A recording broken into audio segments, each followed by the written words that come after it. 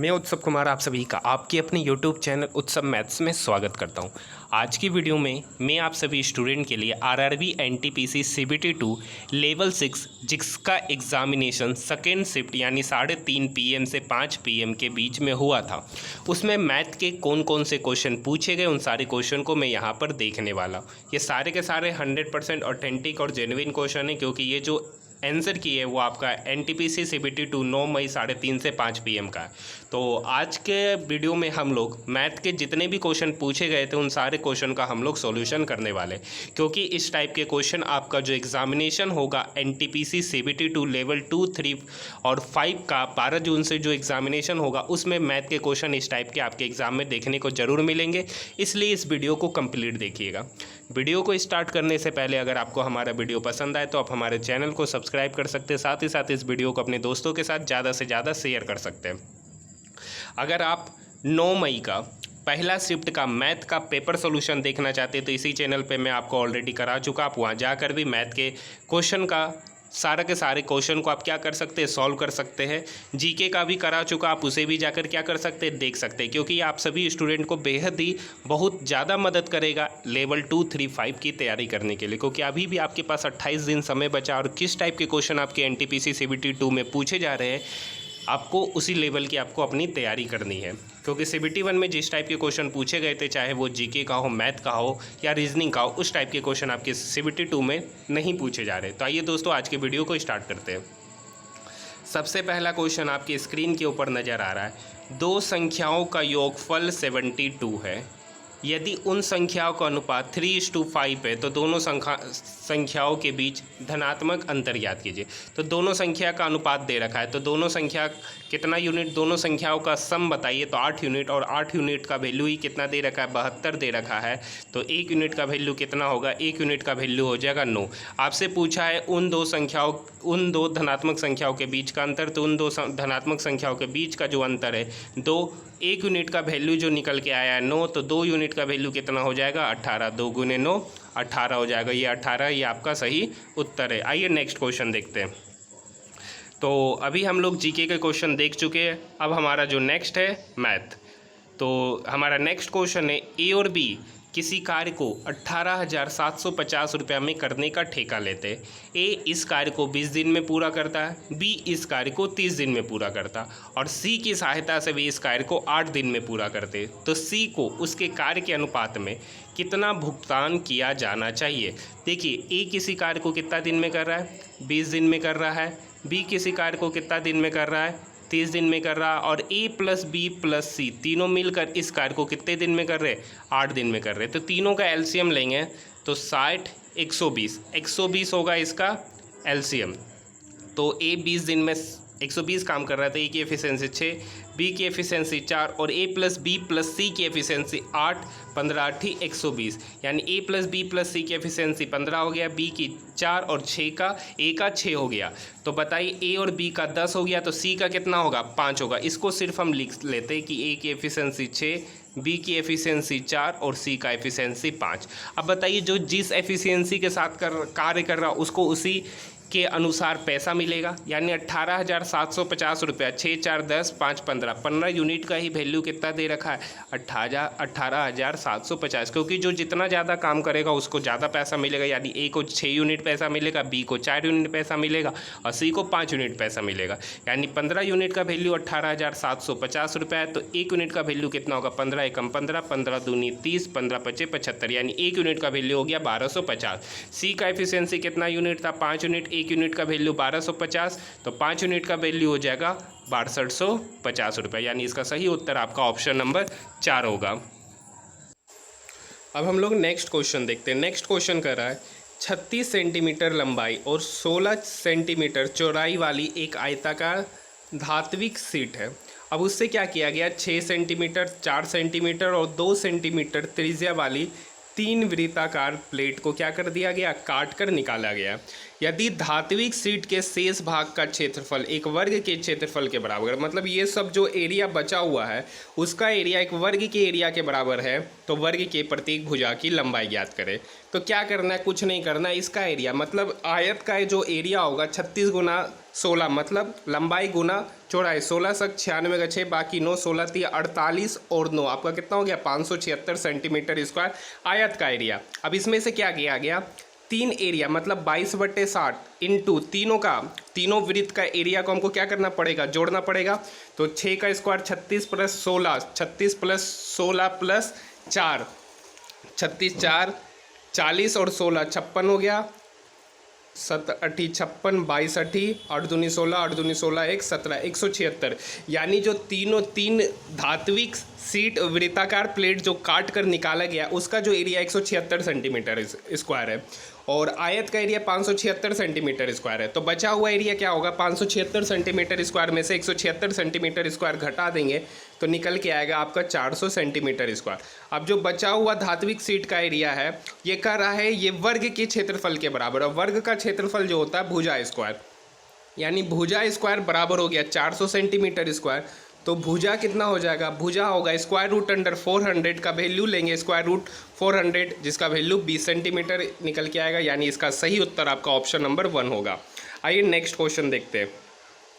Next question है 3 centimetre त्रिज्या वाले अर्धगोले का आयतन, अर्धगोले का जो आयतन होता है 2/3 पाई आर क्यूब, आर का वैल्यू है 3, 3 गुना 3 गुना 3, ये 3 से 3 कट गया, 3 3 9 दूनी 18, 18 पाई, यानी इस क्वेश्चन का जो सही उत्तर होगा वो आपका 18 पाई सेंटीमीटर क्यूब होगा। आइए नेक्स्ट क्वेश्चन देखते हैं। नेक्स्ट क्वेश्चन है हमारा मैथ का, हाँ क्वेश्चन नंबर 19। क्वेश्चन नंबर 19 कह रहा है एक डीलर किसी वस्तु को उसके अंकित मूल्य पर 16% की छूट के बाद 403.20 रुपया में बेचता है। यदि वह कोई छूट नहीं देता है तो उस वस्तु के क्रय मूल्य पर 28% का लाभ होता है। मान लेते कि उस वस्तु का अंकित मूल्य कितना है, 100 यूनिट है, इस पर 16% का डिस्काउंट दिया गया, मतलब बेचा कितना में, 84 यूनिट में बेचा गया। अब बोल रहा है ये 84 यूनिट का ही वैल्यू कितना दे रखा है, 403.2 दे रखा है, 84 यूनिट का ही वैल्यू कितना दे रखा है, 403.2।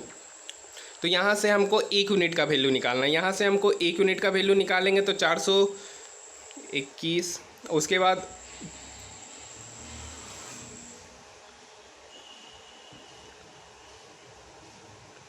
एक यूनिट का वैल्यू आपका निकल के आ जाएगा 403.2 divided by 84, 403.2 divided by 84 1 unit का वैल्यू होगा।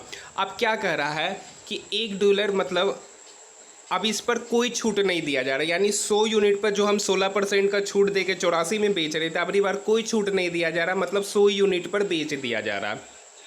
100 यूनिट पर बेच रहे तो 28% का लाभ हो रहा है। ये 1 यूनिट का वैल्यू है, तो 100 यूनिट का वैल्यू क्या होगा, इसमें 100 यूनिट से हम क्या कर देंगे, मल्टीप्लाई कर देंगे, 100 यूनिट से मल्टीप्लाई कर देंगे। तो आपसे वस्तु का क्रय मूल्य मतलब जब अब इसी यूनिट मतलब जब 100 यूनिट पर बेच रहे तो 28% का लाभ हो रहा है, यानी 128 से हमको क्या करना पड़ेगा, डिवाइड करना पड़ेगा और 100 से मल्टीप्लाई करने पड़ेगा। यहाँ पे जो भी कैलकुलेशन निकल के आएगा वही आपका सही उत्तर होगा, वही आपका सही उत्तर होगा। यहाँ स्क्रीन छोटा होने की वजह से कैलकुलेशन करने में समस्या होगी, तो इसका सही उत्तर जो निकल के आ जाएगा वो आपका 375 निकल कर आएगा।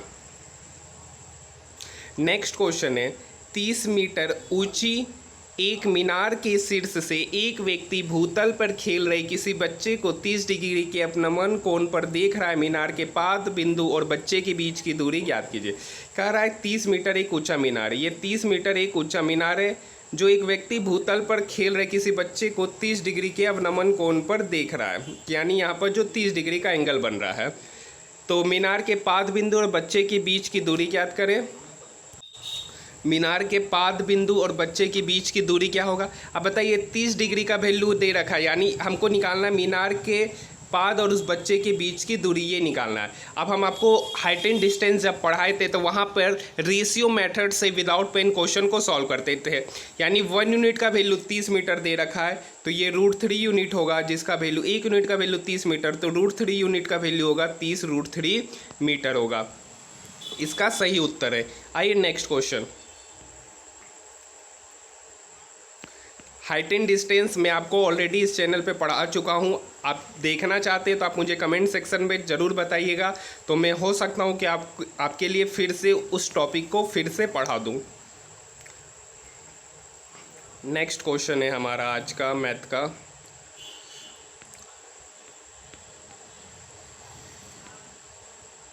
Next question, question number 38। किसी निश्चित धनराशि पर 15% वार्षिक दर पर 3:1/3 वर्ष में प्राप्त साधारण ब्याज।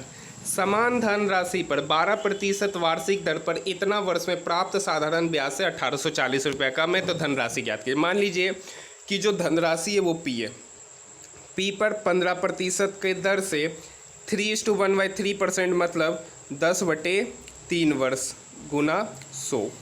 ठीक है, अब क्या कर रहा है, दूसरा धनराशि है पी, सेम धनराशि पे 12% की दर से 11/2 वर्ष के लिए, 11/2 वर्ष के लिए क्या होगा, तो ये 3×5=15 हो गया, 3×5=15, इधर हो गया 50p/100, इधर हो गया 50p/100, हम डिवाइड नहीं करेंगे, इधर हो गया 2×6=11, 66p/100, 66p/100। अब बोल रहा है इन दोनों के बीच का जो डिफरेंस है 1840, और यहाँ पर जो डिफरेंस है 16p/100 का है, यहाँ पर जो डिफरेंस है 16p/100 का है, और इसी का वैल्यू कितना दे रखा है, 1840 दे रखा है। ये 16 इसको काटेगा, 16 एकम 16, 2, फिर 16 एकम 16, 8, 16×25 80, 1115, p/100 बराबर 1115, तो ये 100 इक्वल के इधर जाके मल्टीप्लाई हो जाएगा, तो p का जो वैल्यू निकल के आएगा 11,500 निकल के आएगा, यानी जो प्रिंसिपल है वो 11,500 रुपया निकल कर आएगा।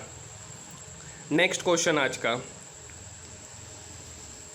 नेक्स्ट क्वेश्चन है किसी संख्या का 1/8, किसी संख्या मान लेते संख्या x है, उसका 1/8 42 के आधे से 12 कम है, तो 42 का आधा 21 हो गया, 21 में 12 कम है यानी 9, तो ये 8 इक्वल के इधर जाएगा तो मल्टीप्लाई होकर x का वैल्यू 72 देगा। तो बोल रहा हूँ उस संख्या का 1/4 मतलब 72 का 1/4, 72 का 1/4 जो निकल के आएगा वो आपका 18 निकल के आएगा, जो कि आपका ऑप्शन नंबर ए है। आइए नेक्स्ट क्वेश्चन देखते हैं। नेक्स्ट क्वेश्चन बेहद ही अच्छा क्वेश्चन, और इस टाइप के क्वेश्चन आपके एग्जामिनेशन में मतलब एनटीपीसी CBT 2 लेवल 6 का जो सेकंड शिफ्ट का एग्जामिनेशन हुआ है और लेवल 4 का जो फर्स्ट शिफ्ट का एग्जामिनेशन हुआ उसमें 8 मासिक चक्रवृद्धि ब्याज के क्वेश्चन पूछे जा रहे हैं। तो आइए इस क्वेश्चन को सॉल्व करते हैं।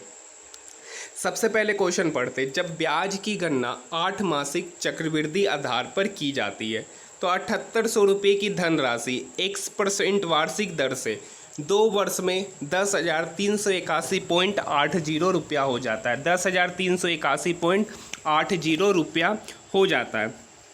अब क्या कर रहा है, यदि ब्याज की गणना अर्धवार्षिक चक्रवृद्धि के आधार पर की जाए तो समान धनराशि पर x + 5% वार्षिक दर से 1 वर्ष का चक्रवृद्धि ब्याज ज्ञात करें। यहाँ पे 2 क्वेश्चन है, आपको x का वैल्यू निकालने के लिए आपको यहाँ तक क्वेश्चन का यूज करना पड़ेगा, और आपसे दूसरा क्वेश्चन यहाँ से यहाँ के बीच में पूछा गया है। देखिए 8 मासिक चक्रवृद्धि ब्याज, अर्धवार्षिक भी नहीं दे रखा है, 8 मास पर आपसे चक्रवृद्धि ब्याज लिया जाता है, मतलब प्रत्येक 8 महीने पर आपसे चक्रवृद्धि ब्याज लिया गया, और कितने साल तक लिया गया, 2 वर्ष। 2 वर्ष में टोटल कितने महीने होते, 24 महीना होता है, यानी टोटल कितने बार, 8 महीना, पहला 8 महीना पे ब्याज लिया गया, दूसरा 8 महीना पे चक्रवृद्धि ब्याज लिया गया, तीसरा 8 महीना पे, मतलब 24 महीने में टोटल 3 बार चक्रवृद्धि ब्याज लिया गया, यानी जो टाइम है वो 3 साल का है।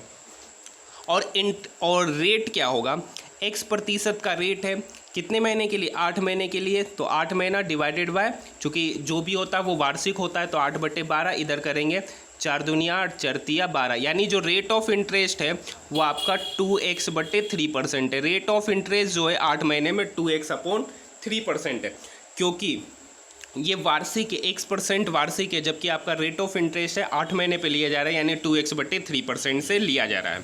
अब यहाँ पर कह रहा है 7800 रुपये की धनराशि है, 7800 रुपये की धनराशि 3 वर्ष में कितना हो जाती है, 23,381.8 रुपया हो जाता है। ये डेसिमल हटाएंगे तो यहाँ पर 0 आएगा।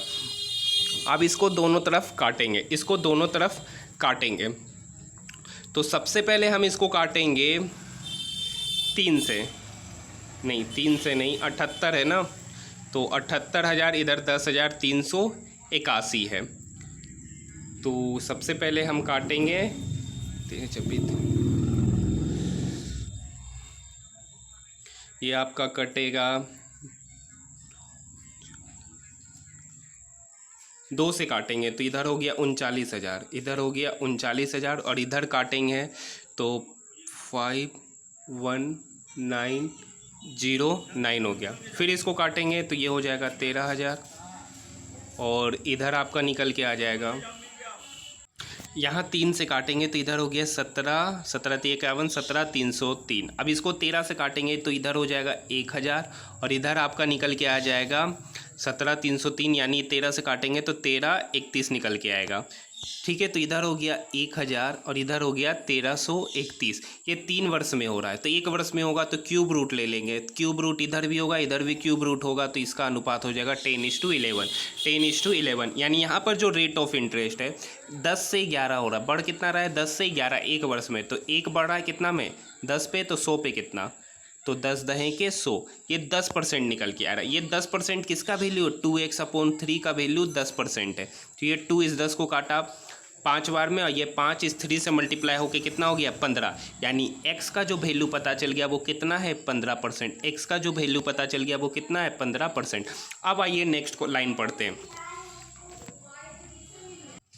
अब मेन क्वेश्चन यहाँ से स्टार्ट हो रहा है कि यदि ब्याज की गणना अर्धवार्षिक चक्रवृद्धि आधार पर की जाती है तो समान धनराशि मतलब 7800 रुपया की राशि पर 1 वर्ष का चक्रवृद्धि ब्याज छमाही लिया जा रहा है, तो 1 वर्ष में कितना बार दिया जाना है? 2 बार दिया जाना। अब रेट ऑफ इंटरेस्ट बोल रहा है x + 5%, मतलब x का वैल्यू 15 निकल के आ गया। 15 + 5 कितना हो गया? 20%। ये 20% वार्षिक चक्रवृद्धि ब्याज है, तो छमाही चक्रवृद्धि ब्याज कितना होगा? 10%। छमाही कितना होगा? 10%। तो अब मेन क्वेश्चन जो बन गया है कि 7800 रुपये की राशि पर 2 वर्ष में 10% की दर से ब्याज, चक्रवृद्धि ब्याज क्या होगा? तो अब इसको सॉल्व करना है। तो 7800 रुपया दे रखा है, उस पर 10% का रेट से पहले वर्ष का ब्याज 780, फिर दूसरे वर्ष का ब्याज 780, फिर 780 का ब्याज लेंगे तो 78 रुपया। तो 780 + 780 + 78, इस तीनों को जोड़ेंगे तो आपका निकल के आएगा 1638 रुपया। यानी 1 वर्ष का 7800% की दर से आपका जो आंसर निकल के आ जाएगा वो आपका 1638 रुपया निकल कर आएगा। आइए नेक्स्ट क्वेश्चन देखते हैं। नेक्स्ट क्वेश्चन है, ए किसी वस्तु को 12,300 रुपये में खरीदता है, वो 200 रुपया भाड़े पे व्यय करता, वह इस वस्तु को 10% लाभ पर बी को बेचता है, जो इस वस्तु को 6% लाभ पर सी को बेचता है। सी उस वस्तु को अपने क्रय मूल्य से 2,915 रुपये अधिक अंकित करता है और किसी ग्राहक को 10% की छूट पर बेचता है, तो सी द्वारा अर्जित लाभ ज्ञात कीजिए। देखिए, ए किसी बी को बेच रहा है, बी सी को बेच रहा है, सी उस पर 2915 रुपये अधिक मूल्य अंकित करता है और ग्राहक को 10% का छूट देता है, तो उसका प्रॉफिट पूछा गया है। तो देखिए 12,300 में खरीदा, 200 भाड़ा पे खर्च हुआ, तो उस पर ओवरऑल कॉस्ट आ गया 12,500 रुपये का। अब इस पर 10% का लाभ कमाया गया, यानी 11/10। ये कट गया, इधर हो गया 5, 2, 7, 3, 13,750 रुपया में ए बेच दिया बी को। अब 13,750 रुपया में बी को बेचा, तो बी भी उसको 6% प्रॉफिट के साथ बेचता है, यानी 106/100। यहाँ पे बात करेंगे तो ये हो गया 53 और ये हो गया यहाँ पर 50। 1 0 से 1 0 कट गया, ये 5 इसको काटा, 5 दूनी 10, 3 5 7 35, 2 5 25, यानी 275 गुना 53 करेंगे। 275 गुना 53 रुपया में बी जो है सी को क्या कर देता है? बेच देता है। बी जो है सी को क्या कर देता है? बेच देता है। जब 275 गुना 53 करेंगे तो आपका निकल के आ जाएगा 14,575 रुपया निकल के आएगा। 14,575 रुपया निकल के आएगा। ये सी खरीदा इस रेट में। अब इसको याद रखना है क्योंकि यहाँ पर इरेज हो जाएगा। यहाँ पे याद रखिएगा 14,575 रुपया में सी खरीदा। अब इस पर 2915 रुपया अधिक जोड़ देता, 2915 रुपया अधिक जोड़ता है, तो हम यहाँ पे जोड़ेंगे 2915 रुपया। तो 5 5 10, 7 1 8 1 9, 9 5 14, 4 2 6 1 7, यानी 17,490 इसका प्राइस कर देता है। मान लीजिए वो खरीदा, अब उस 14,575 पे और उस पर 2915 रुपये अधिक जोड़ दिया, यानी उसका प्राइस लिख दिया 17,490 रुपये का। अब इस 17,490 में 10% का छूट देता है, मतलब लेता कितना है? 9/10। अब ये 0 से 0 कट गया। 1749 को जब हम 9 से गुना करेंगे तो 9 9 81 का 1 बाकी 8, 9 चौक 36 और 8 44 का 4 बाकी 4, 9 7 63 और 4 67 का 7 बाकी 6, 9 और 6 कितना हो गया? 15,741 रुपये में बेचता है। अब देखिए यहाँ से 14,575 रुपये में खरीद रहा है, 15,741 रुपये में बेच रहा है, यानी इस 15,741 में 14,575 रुपया घटाएंगे तो 11 में से 5 गया 6 और इधर हो गया 13, 13 में से 7 गया 6, यहाँ पे हो गया 6, 6 में से 5 गया 1 और 5, 5 में से 4 गया 1 और 1 1 आपस में कट गया, यानी 1166 रुपये। यानी इस क्वेश्चन का जो सही उत्तर होगा वो आपका ऑप्शन नंबर डी होगा। आइए नेक्स्ट क्वेश्चन देखते हैं।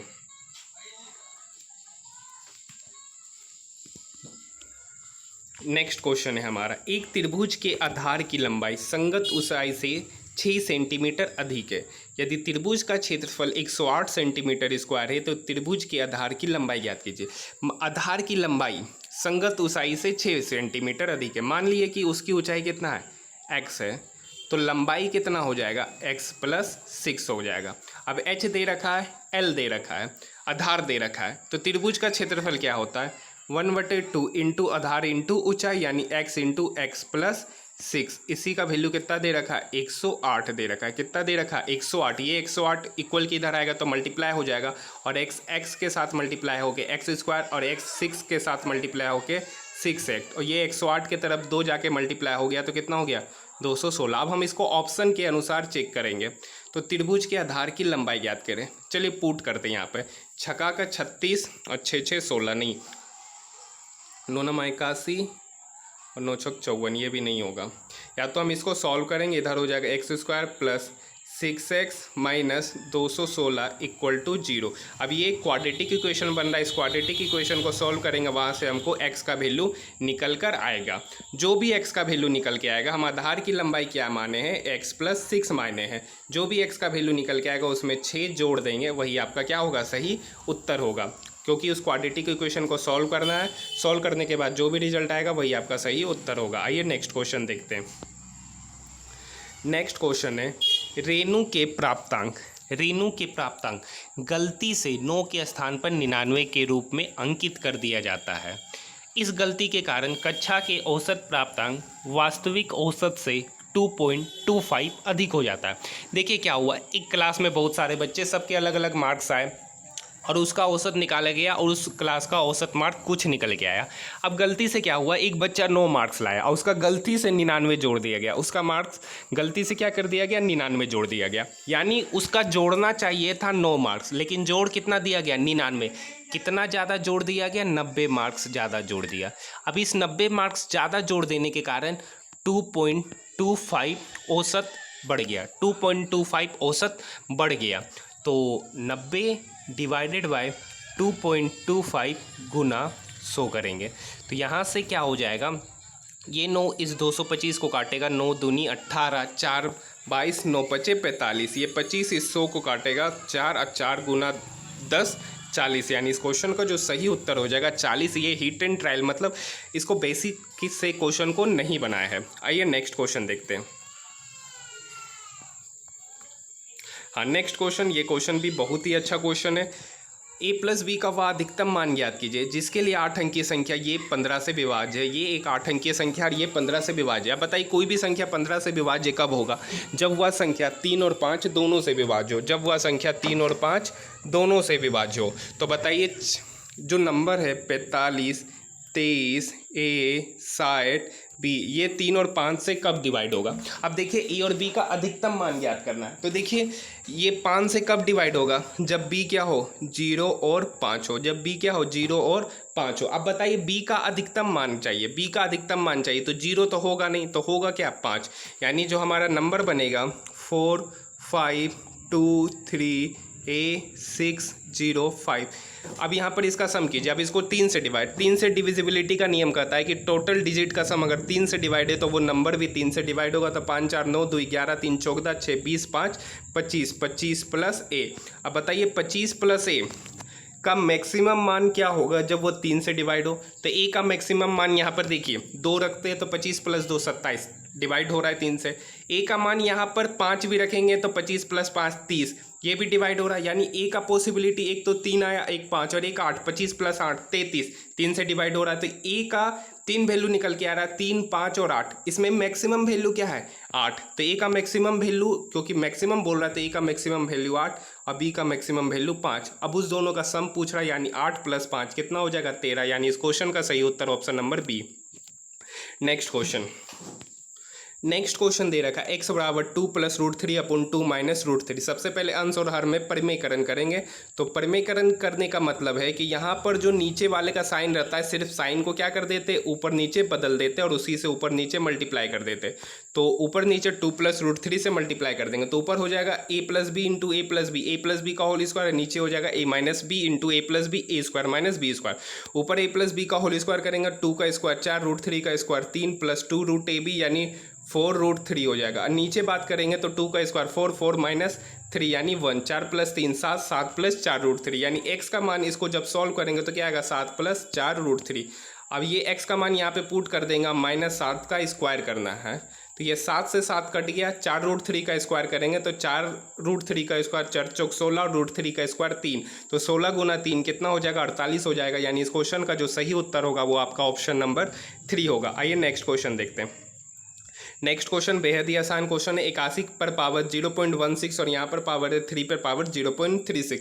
अब ये 81 बेसिकली 3 पर पावर 4 गुना 0.16 है और इधर 3 पर पावर 0.36 है। आप बताइए जब बेस सेम हो तो उसका पावर क्या हो जाता है, ऐड हो जाता है। तो 0.16 गुना 4 यहाँ पर हो जाएगा 0.64 और 0.64 में जब 0.36 ऐड करेंगे तो उसका वैल्यू ऊपर हो जाएगा 1 यानी 3 पे पावर 1 यानी इसका सही उत्तर आपका ऑप्शन नंबर 1 होगा। नेक्स्ट क्वेश्चन, प्रेक्षणों की एक संख्या एक निश्चित संख्या, प्रेक्षणों की एक निश्चित संख्या का माध्य 12। मान लेते हैं कि एक प्रेक्षण n है, n नंबर को n बार जोड़ा जा रहा है, n नंबर को n बार जोड़ा जा रहा है तो उसका माध्य कितना आ रहा 12। उसका माध्य कितना आ रहा 12। मान लिए n निश्चित संख्या बोल रखा है तो उसको हम मान लिए n है। अब उनमें से एक प्रेक्षण को निकाल दिया जाता है, मतलब n नंबर दे रखा है उसमें से एक निकाल दिए तो बचा कितना नंबर n-1 नंबर बचा, n-1 नंबर बचा है कितने बार n-1 बार। अब इसका समेशन करेंगे तो n-1 कितने बार मल्टीप्लाई होगा n-1 बार। अब उसमें जब हम n-1 से डिवाइड करेंगे तो भी प्रेक्षण क्या निकल के आएगा आपका 12 ही निकल के आएगा। यदि उनमें से एक प्रेक्षण को निकालने पर माध्य अपरिवर्तित रहता है तो निकाला गया प्रेक्षण क्या होगा, तो निकाला गया प्रेक्षण 12 होगा। क्योंकि जब माध्य 12 आ रहा है सेम नंबर का, अब उसी माध्य में से एक नंबर को हम निकाल दे रहे हैं तो क्या आएगा 12 आएगा। अगर इसी जगह पर 13 रहता तो उस केस में आंसर 13 होता, इस जगह पर 10 दे रखा होता तो 10 आता। नेक्स्ट क्वेश्चन, यदि एक धनात्मक संख्या का वर्ग उस संख्या के 5 गुने से 6 अधिक है, एक धनात्मक संख्या का वर्ग एक्स स्क्वायर, ठीक है, उस संख्या के 5 गुने से 6 अधिक है। ये क्वाड्रेटिक इक्वेशन बना, इक्वल के इधर आएगा तो जो इक्वेशन बनेगा x square minus 5x minus 6 बराबर 0। तो अब इसको सॉल्व करेंगे तो ये हो जाएगा x square minus 6x plus x minus 6 equal to 0। दोनों में क्या कॉमन x, तो यहाँ हो गया x माइनस 6, यहाँ कॉमन है -1, यहाँ हो गया x माइनस 6 इक्वल टू 0। अब दोनों में कॉमन है x माइनस 6, अंदर बच गया x माइनस 1 इक्वल टू 0। तो x का 2 वैल्यू निकल के आ गया, x माइनस 6 इक्वल टू 0 तो x का value 6, x minus 1 equal to 0 तो x का वैल्यू 1। तो संख्या ज्ञात कीजिए 1 और 6 में जो भी ऑप्शन हो। यहाँ पर ऑप्शन नंबर 6 दे रखा है तो इसका सही उत्तर 6 होगा। आइए नेक्स्ट क्वेश्चन देख रखते हैं। देखिए नेक्स्ट क्वेश्चन है, अच्छा क्वेश्चन है। किसी चट्टान पर बैठा एक प्रेक्षक किसी नाव को 30 डिग्री के अवनमन कोण पर देखता है जो एक समान चाल से तट पर प्रेक्षक के ठीक नीचे स्थित किसी बिंदु की ओर आ रही है। 10 मिनट बाद नाव का अवनमन कोण 60 डिग्री पाया जाता है तो नाव द्वारा तट तक पहुंचने में लगा कुल समय ज्ञात कीजिए। देखिए ये है, सबसे पहले एक नाव यहाँ पर है जिसका एंगल 30 डिग्री है, जिसका एंगल 30 डिग्री है। अब वो धीरे धीरे चट्टान की तरफ बढ़ता है तो उसका अवनमन कोण घट कर कितना हो जाता है 60 डिग्री हो जाता है। और यहाँ से यहाँ तक पहुँचने में उसको 10 मिनट का समय लगता है, यहाँ से यहाँ तक पहुँचने में उसको 10 मिनट का समय लगता है। यहाँ पर एंगल 30 डिग्री और यहाँ पर एंगल 60 डिग्री। हम मान लेते हैं चट्टान की ऊंचाई h है। तो इस ट्रायंगल में बात करते हैं, इस ट्रायंगल पर जो 60 डिग्री पर ट्रायंगल बन रहा है √3 यानी h का √3 यूनिट का वैल्यू h है तो ये कितना हो जाएगा h/√3 हो जाएगा, h/√3 हो जाएगा। ये 30 डिग्री पर मतलब पूरा जो बड़का ट्रायंगल है 30 डिग्री यानी 1 यूनिट का वैल्यू h है तो ये टोटल यानी यहाँ से यहाँ जो होगा √3h होगा। कितना, 1 यूनिट का वैल्यू h तो यहाँ पर ये टोटल √3 यूनिट है तो यहाँ पर जो वैल्यू होगा √3h है। कितना है √3h। चूँकि आपको यहाँ का समय 10 मिनट दे रखा है तो यहाँ का डिस्टेंस निकालना है, टोटल डिस्टेंस √3h हो गया और ये वाला डिस्टेंस h √3 है तो √3h में √3h में h√3 हम क्या कर देंगे, घटा देंगे, तो इधर हो गया 3h माइनस h 2h बट्टे √3। यानी जो अब डिस्टेंस पता चल गया है, ये जो ट्रायंगल का जो बन रहा था, यहाँ से यहाँ का जो डिस्टेंस है 2h बट्टे √3 है, और यहाँ से यहाँ का डिस्टेंस h बट्टे √3 है। अब 2h बट्टे √3 में कितना समय लग रहा है, 10 मिनट। 2h बट्टे √3 में कितना समय लग रहा है, 10 मिनट। तो h बट्टे √3 समय में, मतलब यहाँ से यहाँ डिस्टेंस कवर करने में उसको कितना समय लगेगा, 5 मिनट। टोटल डिस्टेंस कितना, 2h बट्टे √3 प्लस h बट्टे √3 कितना है, 3h बट्टे √3।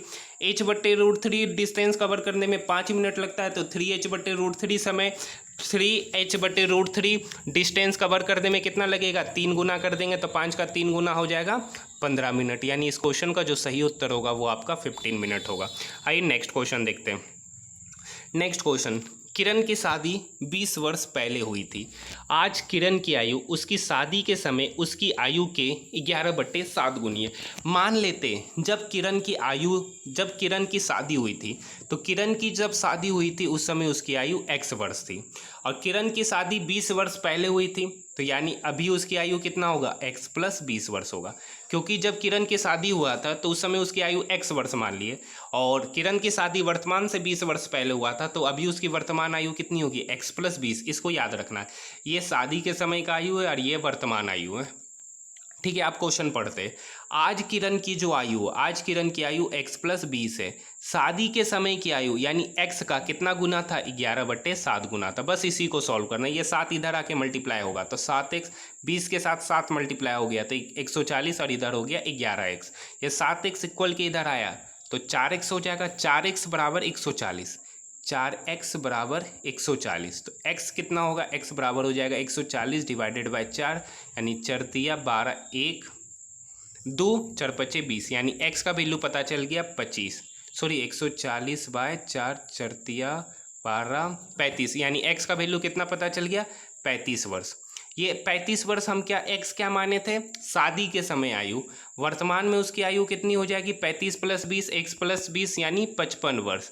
तो पूछ रहा अब से 10 वर्ष बाद, यानी वर्तमान से 10 वर्ष बाद उसकी आयु, अभी वर्तमान में उसकी आयु 55 वर्ष है, 10 वर्ष बाद उसकी आयु कितना होगी, 55 प्लस 10 यानी 65 वर्ष होगी। यानी इस क्वेश्चन का सही उत्तर आपका ऑप्शन नंबर डी है। आइए नेक्स्ट क्वेश्चन देखते हैं। नेक्स्ट क्वेश्चन हम लोग बात करते हैं, एक क्वेश्चन यहाँ है। हाँ, एक क्वेश्चन है, क्या कह रहा है, एक व्यक्ति शांत जल में 11 किलोमीटर पर आवर की चाल से नाव चला सकता है।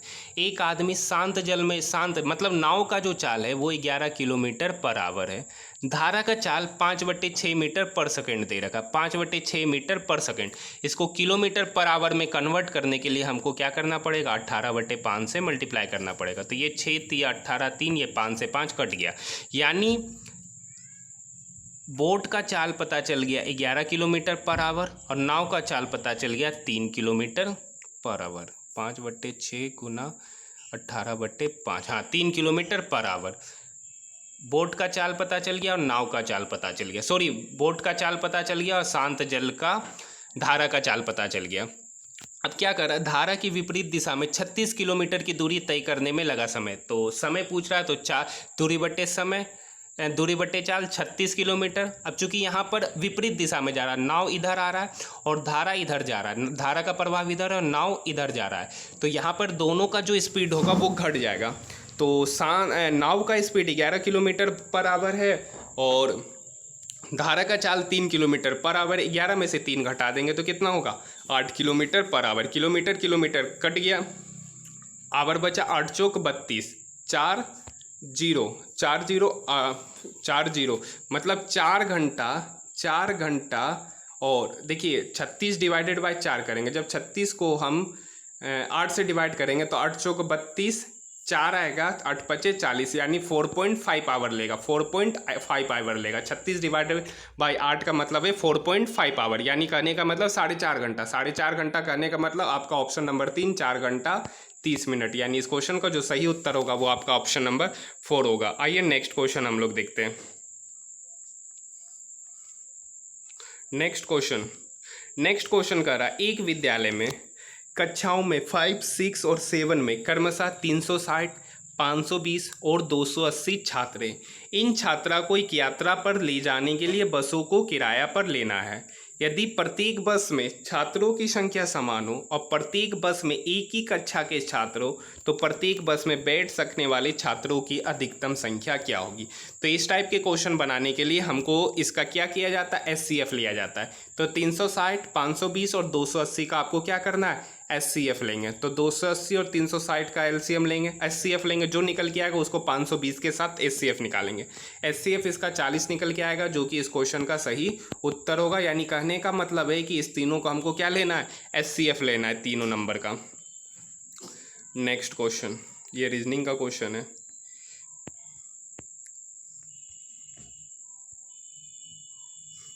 नेक्स्ट क्वेश्चन है, अवरा कोई व्यक्ति ए से बी 74 किलोमीटर प्रति आवर की चाल से यात्रा करती है।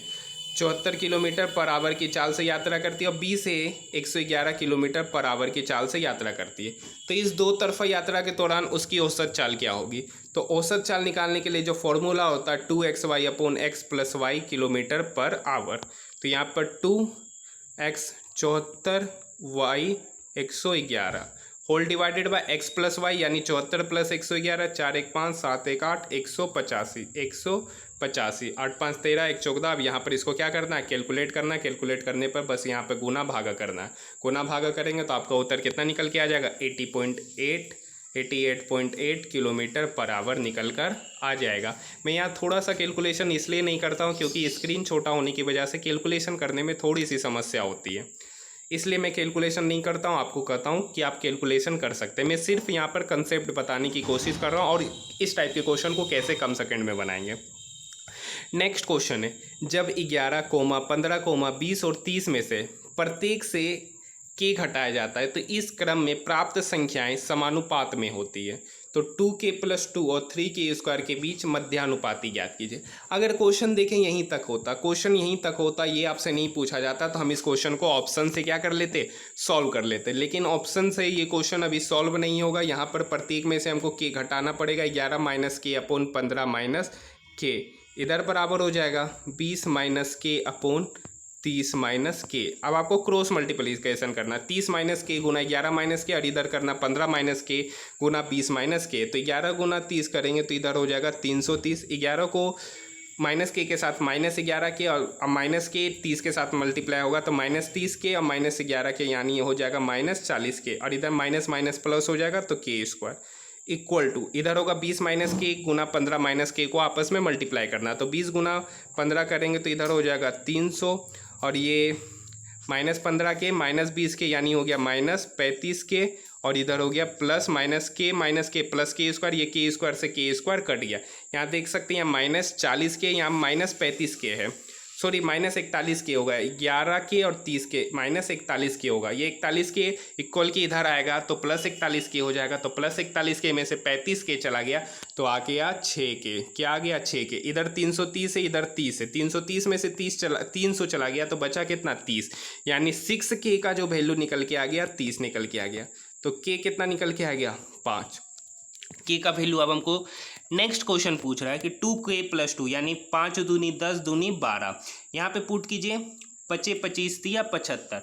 अब इस दोनों का मध्यानुपाती निकालना। मध्यानुपाती कहने का मतलब है दोनों का मल्टीप्लिकेशन कर दीजिए और उसका स्क्वायर रूट कीजिए। तो 75 गुना 12, 12 × 25 60, 12 × 7 84 और 6 90 यानी 900 का स्क्वायर रूट लेंगे। तो 900 का जो स्क्वायर रूट लेंगे वो आपका निकल के आएगा 30। यानी इस क्वेश्चन का जो सही उत्तर होगा वो आपका ऑप्शन नंबर 4 होगा।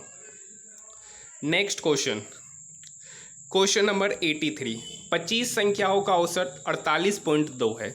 यदि पहली 10 संख्याओं का औसत 47 है और अंतिम 12 संख्याओं का औसत 49 है तो 58,69 और शेष संख्याओं का औसत ज्ञात कीजिए। तो देखिए इस टाइप के क्वेश्चन आपका 9 मई फर्स्ट शिफ्ट में भी पूछे गए थे और इस टाइप के क्वेश्चन को मैं ऑलरेडी करा चुका हूँ। फिर भी मैं क्वेश्चन को यहाँ पर सॉल्व कराने की कोशिश करता हूँ। तो आइए देखते हैं इसका सॉल्यूशन क्या होगा। देखिए 25 संख्याओं का औसत 48.2 है, यानी 48.2 को 25 से गुना करेंगे। जो भी गुना करेंगे तो 25 दूनी 50, 25 अट्ठे 205 यानी 20, 25 चौक 100 और 20 120 यानी 1205 निकल के आएगा। 25 संख्या का औसत 48.2 है तो मल्टीप्लाई करेंगे 25 दूनी 50 का 0, 50 5, 25 8 200 प्लस 5 205 का 5 बचा 20, 25 चौक 100, 120 यानी 1205 आएगा। पहली 10 संख्या को औसत यानी उसका मल्टीप्लिकेशन करेंगे तो 470। अंतिम 12 संख्या को औसत 49 यानी 49 गुना 12 तो 12 नमा 108 का 8 बचा 10, 12 चौक 48 और 48 और 10 आपका हो गया 58। इस दोनों को जोड़ दीजिए तो 8 7 7 14 1 15 5 4 9 1 10 यानी 1058 घटा देंगे। 1205 में 1058 घटा देंगे तो 15 में से 8 गया 7, 9 में से 5 गया 4 और 1। देखिए क्या करा, 25 संख्या को औसत दे रखा है, 10 संख्या को औसत ही है और 12 संख्या को औसत ही है, तो इस दोनों के औसत को घटा देंगे तो बचा हुआ 3 संख्या को औसत 147 पता चल गया। बचा हुआ 3 संख्या को 147, अब उसमें 2 संख्या को जोड़ दिया गया यानी 58 प्लस 69। अब टोटल ये 3 संख्या का सम है, ये एक संख्या और ये एक संख्या, यानी टोटल कितनी संख्या होगी 5 संख्या, यानी इस तीनों संख्या को जोड़ना और 5 से क्या कर देना डिवाइड करेंगे तो आपका सही उत्तर निकल के 54.8 निकल कर आ जाएगा। आइए नेक्स्ट क्वेश्चन देखते हैं। नेक्स्ट क्वेश्चन हमारा है, ये सारे के सारे जीके रीजनिंग के क्वेश्चन है। जीके के हम लोग देख चुके हैं और रीजनिंग का क्वेश्चन हम लोग बाद में देखेंगे कि इस टाइप के क्वेश्चन को कैसे सॉल्व करेंगे। आइए हमारा नेक्स्ट मैथ का क्वेश्चन है, एक गोले की त्रिज्या और एक शंकु के आधार की त्रिज्या दोनों 3√2 सेंटीमीटर है। मतलब एक गोला है और एक शंकु है, दोनों की त्रिज्या 3√2 है। ठीक है, यदि गोले का पृष्ठीय क्षेत्रफल लंबवृत्तीय शंकु के संपूर्ण पृष्ठीय क्षेत्रफल के बराबर है। गोले का पृष्ठीय क्षेत्रफल क्या होता है 4πr² होता है। 4πr का वैल्यू कितना दे रखा है 3√2, 3√2 गुना 3√2 ये गोले का क्षेत्रफल है। ये बोल रहा है इस गोले का क्षेत्रफल शंकु के संपूर्ण पृष्ठीय क्षेत्रफल के बराबर होता है, यानी πr × r+l के बराबर होता है। πr हो गया 3√2 × 3√2 प्लस l के बराबर होता है। ये पाई कट गया, 3√2 कट गया, यहाँ 4 गुना 3√2 करेंगे तो इधर हो गया 12√2 और इधर बच गया 3√2 प्लस l। तो l का जो वैल्यू निकल के आ गया 12√2 में से 3√2 घटा देंगे तो 9√2, यानी l का वैल्यू निकल के आ गया 9√2। अब आप बहुत सारे स्टूडेंट डायरेक्ट l का वैल्यू निकल के आता आप इसको मार देते, लेकिन यहाँ पर आपसे तिर्यक ऊंचाई नहीं पूछा गया, शंकु की ऊंचाई पूछा गया। शंकु की ऊंचाई आप देख सकते हैं, ये आपसे h पूछा गया, ये आपका 3√2 दे रखा और ये आपका 9√2 निकल के आया। आपसे ये निकालना, तो ये कैसे निकलेगा 9 नमा 81, 81 दूनी 162, 162 में से 3 तिया 9 दूनी 18 घटा देंगे, 162 में से 18 घटाएंगे, 12 में से 8 गया 4, 5 में से 1 गया 4, 144, 144 का स्क्वायर रूट करेंगे तो कितना निकल के आएगा 12 सेंटीमीटर निकल के आएगा। पाइथागोरस थ्योरम लगाएंगे, ये h है, ये p है, ये b है, h और b दे रखा, आपको p निकालना, p आपका 12 सेंटीमीटर निकल के आएगा जो आपका ऑप्शन नंबर 2 है। आइए नेक्स्ट क्वेश्चन देखते हैं। देखिए इस क्वेश्चन को मैं आपको नहीं बताऊंगा, ये क्वेश्चन आपको खुद कर लेना है, कुछ नहीं करना है। सबसे पहले बोर्ड मास रूल से यहाँ ब्रैकेट सॉल्व करना है, इसको मल्टीप्लाई करना है, इसके अंदर के पार्ट को सॉल्व करना, घटाना है। आइए नेक्स्ट क्वेश्चन देखते हैं। नेक्स्ट क्वेश्चन दे रखा है, दी गई भिन्न में से कौन सी भिन्न 1/2 से कम है। तो 1/2 से कम है तो 8/15 और 1/2 में क्रॉस मल्टीप्लिकेशन करेंगे। ये 2 इक्वल के इधर आएगा तो 16, इधर आएगा 15, तो ये वाला संख्या 8/15, 1/2 में कौन बड़ा 8/15 बड़ा है। इधर देखते 15/31 और 1/2 में ये 2 इधर जाके मल्टीप्लाई हो गया 30, 31 1 की तरफ मल्टीप्लाई हो गया 31, इधर आया 30, इधर आया 31, यानी इधर वाला संख्या जो 15/31 है 1/2 से क्या है छोटा है, यानी इसका सही उत्तर क्या हो जाएगा ऑप्शन नंबर 2। आइए हम नेक्स्ट भी ऑप्शन आपको चेक करके बताते हैं। क्रॉस मल्टीप्लिकेशन करना है तो ये 2 इधर जाके मल्टीप्लाई हो गया 10, इधर जाके मल्टीप्लाई हो गया 9, यानी 5/9 की तरफ की जो संख्या है 10 वो बड़ी है, यानी 5/9 1/2 से बड़ी है। उसी तरीके से आप 11/21 पर भी चेक कर सकते हैं। नेक्स्ट क्वेश्चन है, 4750 की धनराशि को एक निश्चित वार्षिक साधारण ब्याज की दर पर 5.5 वर्ष के लिए निवेशित किया गया। परिपक्वता पर देय धनराशि 6840 रुपया, मतलब मिश्र धन 6840 रुपया, 4750 रुपया, 4750 रुपया कितना वर्ष के लिए लगाया गया 5.5 वर्ष के लिए लगाया गया है। तो 4750 रुपया 5 दूनी 10, 11/2 वर्ष के लिए रेट ऑफ इंटरेस्ट पता नहीं है, ये लगाया गया। तो साधारण ब्याज क्या होगा 6840 में 4750 घटा देंगे 0, 14 में से 5 गया 9 और 7 में से 7 गया 0, 6 में से 4 गया 2, यानी 2050 रुपया। अब यहाँ पे आपको कुछ नहीं करना, क्रॉस मल्टीप्लाई करना है। 2 से 2 कट गया, 475 गुना 11/2 बराबर 2050। ये 2050 इधर जाके मल्टीप्लाई हो गया तो 2050 यानी 4100 डिवाइडेड बाय 47, 475 गुना 11 करेंगे। यहाँ पे जो भी क्रॉस मल्टीप्लिकेशन करके आएंगे रिजल्ट आपका 8% निकल कर आएगा। कुछ नहीं करना है, 6840 में से 4750 घटाएंगे, ये आपका क्या पता चलेगा, ब्याज पता चलेगा। और अब ब्याज का जो फॉर्मूला होता है साधारण ब्याज का, P/R तो पता नहीं है, लेकिन टाइम दे रखा 5 दूनी 10 11/2 गुना 100। बस आपको यहाँ पर कैलकुलेशन करना है। आइए नेक्स्ट देखते हैं। नेक्स्ट क्वेश्चन हमारा आज का ये एक नेक्स्ट क्वेश्चन है। यदि a/2, 2a/3, a/4, 3a/5 की माध्यिका 6 है तो a का मान कितना होगा। देखिए माध्यिका क्या होता है, जो बीच वाला नंबर होता है वही माध्यिका होता है। और माध्यिका का जो भी फ्रैक्शन, जो भी सीरीज दे रखा होता है वो हमेशा इंक्रीजिंग ऑर्डर में होना चाहिए, वो हमेशा इंक्रीजिंग ऑर्डर में होना चाहिए। तो यहाँ पर हम a की जगह सपोज 1 मान लेते, a की जगह सपोज 1 मान लेते तो 1, 1/2, 2/3, 1/4 और 3/5। अब बताइए क्या ये इंक्रीजिंग ऑर्डर में नहीं है, ये 1 है, ये 0.1/2 का मतलब 0.5, 2/3 का मतलब 0.66, 1/4 का मतलब 0.25 और 3/5 का मतलब 0.6। इंक्रीजिंग ऑर्डर में नहीं है। सबसे पहले नंबर लिखाना चाहिए था 1/4, सबसे पहले नंबर लिखाना चाहिए था 1/4, मतलब a/4 होना चाहिए था। a/4 के बाद जो नंबर आता वो आपका आता a/2, a/4 के बाद जो नंबर आता a/2, a/2 के बाद जो नंबर आता 3a/5, उसके बाद जो नंबर आता a/2 और a/2 के बाद जो नंबर आता a। यानी जो सही सीरीज बनता वो आपका बनता a/4, उसके बाद a/2, उसके बाद 3a/5, उसके बाद a/2, उसके बाद a।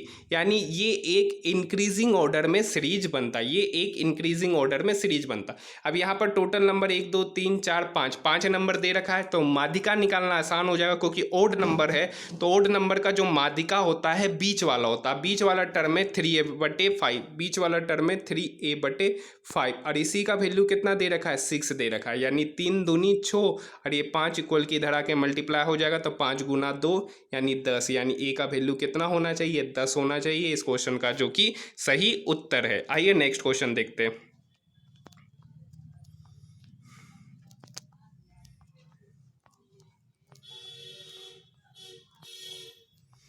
देखिए पाइप ए किसी टंकी के 50% भाग को 4 घंटे में भरती है। 50% मतलब आधा टंकी को 4 घंटे में भरती है तो पूरा टंकी को 8 घंटे में भरेगी।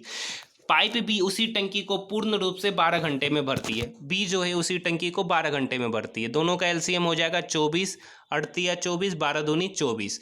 यदि दोनों पाइप को एक साथ खोल दिया जाए तो खाली टंकी को कितने समय में पूर्ण करेगी। यानी एक टंकी 24 यूनिट भरना है और दोनों को साथ ही मिलकर भरना है तो 3 2 5 यानी 24/5। 24/5 करेंगे तो 5 को 20 और 20 4/8, 4/8 गुना 4/8, 4 फिर से कितना था 24/5, 24/5 घंटे में भरेगी। 24/5 घंटे का मतलब है कि 5 चौक 20 घंटा, इधर हो गया 4 घंटा प्लस 4/5 गुना 60 तो 12×5 = 60, 12 चौक 48 यानी 4 घंटा 48 मिनट में उस टंकी को क्या करेगी, भरेगी। नेक्स्ट क्वेश्चन, ये नेक्स्ट क्वेश्चन ये भी आपका आसान है। 0.25 का स्क्वायर रूट होगा 0.5 प्लस 2 × स्क्वायर रूट अंडर 0.0049, इसका वैल्यू होगा 0.07, उसमें 2 से मल्टीप्लाई कर देंगे। इधर करेंगे तो -0.3 गुना 0.3 होगा। तो कुछ नहीं करना, ऐड करना, 0.5 प्लस 2 × 0.07 हो जाएगा 0.14 माइनस 0.09 होगा। बस इधर हो जाएगा 0.5 प्लस 0.14 और उसमें 0.5 प्लस 0.14, इस दोनों को जोड़ देंगे तो ये हो जाएगा 4 5 1 6। अब उसमें से क्या करना है, 0.09 को घटाना है। 14 में से 9 गया 5 और इधर हो गया 5, 0.55 यानी इस क्वेश्चन का सही उत्तर आपका ऑप्शन नंबर 1 होगा। आइए नेक्स्ट क्वेश्चन देखते हैं। देखिए नेक्स्ट क्वेश्चन, के का वह अधिकतम मान ज्ञात कीजिए जिसमें 6 अंकीय संख्या दे रखा है, उसमें के स्थान पर क्या रखे कि वह 6 से विभाज्य हो जाए। अब कोई भी संख्या 6 से विभाज्य कब होगा? जब वह संख्या 2 से विभाज्य हो और 3 से विभाज्य हो। 3 से डिविजिबिलिटी का नियम क्या कहता है कि टोटल का सम मतलब डिजिट का सम अगर 3 से डिवाइड है तो वो नंबर भी 3 से डिवाइड होगा। तो सम करते 2 4 6 6 3 9 1 10 2 12 12 प्लस के, ये 12 प्लस के 3 से कब डिवाइड होगा? अब देखिए यहाँ पर 3 से कब डिवाइड होगा? जब के का वैल्यू 0 हो, 3 हो, 6 हो और 9 हो। 0 हो, 3 हो, 6 और 9 हो। अब बताइए यही संख्या 2 से भी डिविजिबिलिटी चेक करना है। अब 2 से डिविजिबिलिटी कब होगा? जब उसका यूनिट प्लेस में इवन नंबर हो, जब उसका यूनिट प्लेस में इवन नंबर हो। 3 और 9 इवन नंबर है नहीं, तो 3 और 9 तो होगा नहीं। बचा क्या? 0 और 6। यहाँ पर के का अधिकतम मान पूछ रहा है, तो के का अधिकतम मान 0 और 6 में कौन है? 6 है। यानी इस क्वेश्चन का जो सही उत्तर होगा वो आपका ऑप्शन नंबर 6 होगा। आइए नेक्स्ट क्वेश्चन देखते हैं। नेक्स्ट क्वेश्चन, यदि किसी घन के मुख्य विकर्ण की लंबाई 12 सेंटीमीटर है तो घन का आयतन ज्ञात करें। अब बताइए घन का जो विकर्ण होता है वो √3 टाइम्स भुजा होता है। तो √3 इंटू भुजा को हम ए मान लेते हैं, उसी का वैल्यू 12 दे रखा है। ये √3 ए बराबर 12, तो ए कितना हो जाएगा? 4√3 हो जाएगा। ए कितना हो जाएगा? 4√3। घन का आयतन क्या होता है? भुजा क्यूब, यानी 4√3 गुना 4√3 गुना 4√3, 4 चौक 16 चौक 64 गुना √3 गुना 3 और 1 √3 बच गया। तो 64 गुना 3 गुना √3, 64 गुना 3 करेंगे तो 192 और उसके साथ क्या मल्टीप्लाई है? √3 सेंटीमीटर क्यूब। यही आपका सही उत्तर होगा। आइए नेक्स्ट क्वेश्चन देखते हैं। नेक्स्ट क्वेश्चन, एक निश्चित धनराशि को 18% वार्षिक चक्रवृद्धि ब्याज की दर पर 1 वर्ष 4 महीना के लिए निवेशित किया जाता है, जिस पर ब्याज की गणना 8 मासिक चक्रवृद्धि ब्याज पर की जाती है। यदि प्राप्त चक्रवृद्धि ब्याज 3816 है तो निवेशित धनराशि ज्ञात कीजिए। देखिए यहाँ पर 18% का रेट ऑफ इंटरेस्ट है। कितने साल के लिए? 1 वर्ष 4 महीना। 1 वर्ष में 4 महीना और 1 वर्ष 4 महीना मतलब 16 महीना के लिए निवेश किया जाता है। ठीक है। और यहाँ पर जो जिस पर ब्याज की गणना जो है 8 मासिक की जाती है, मतलब 8 महीने पर आपका ब्याज लिया जाता है। तो 16 महीने में कितने बार ब्याज दिया गया होगा? 2 बार, क्योंकि 8 मासिक है और 1 वर्ष 4 माह तक मतलब 2 बार ब्याज देना पड़ रहा है चक्रवृद्धि ब्याज पे।